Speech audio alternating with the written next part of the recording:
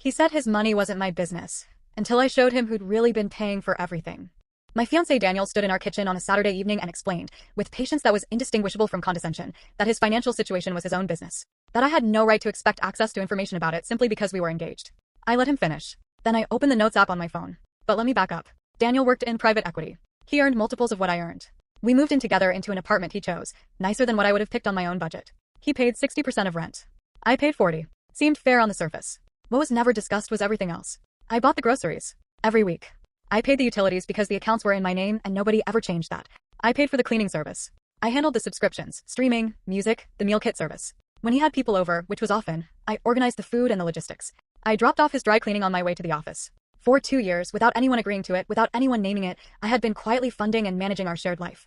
None of this was ever a conversation. It just became the condition of things. The breaking point came when we were planning a trip to Japan, a pre-wedding celebration. He casually mentioned he would cover his portion and assumed I would cover mine. When I said I thought we might approach it as a shared expense, he said it didn't make sense to conflate finances before we were actually married. We were engaged. We lived together. We had been for over a year. That Saturday in the kitchen, he laid out his vision clearly. Financial independence. Separate accounts. His investments and savings were his own, built before we met, not subject to any expectation from me. He said it with genuine conviction. He had simply never examined whether the arrangement he was describing was actually as neutral as he thought, so I told him what I had been tracking. Over 26 months, I had quietly noted our shared household expenses. Not to build a case, just to see clearly. The groceries, the utilities, the cleaning service, the hosting costs for his dinner parties and colleague brunches, the dry cleaning, the furniture and kitchen equipment I had bought because I noticed things were needed. I read in the total. He looked at the phone, then at me. He said he had not realized. I said I knew. I said that was the problem.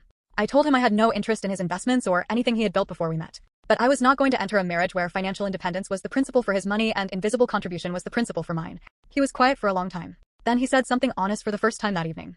He said he had never thought of household expenses as financial contribution in the same category as income. He said he thought of them as the kind of thing that just gets handled. I said yes. Things that just get handled are handled by someone. That someone had been me.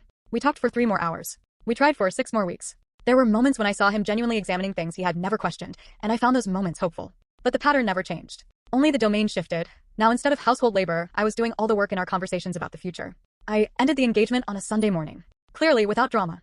I said we were not in the same place about what a partnership looked like and that this was not something I believed we could bridge. He asked what he could do differently.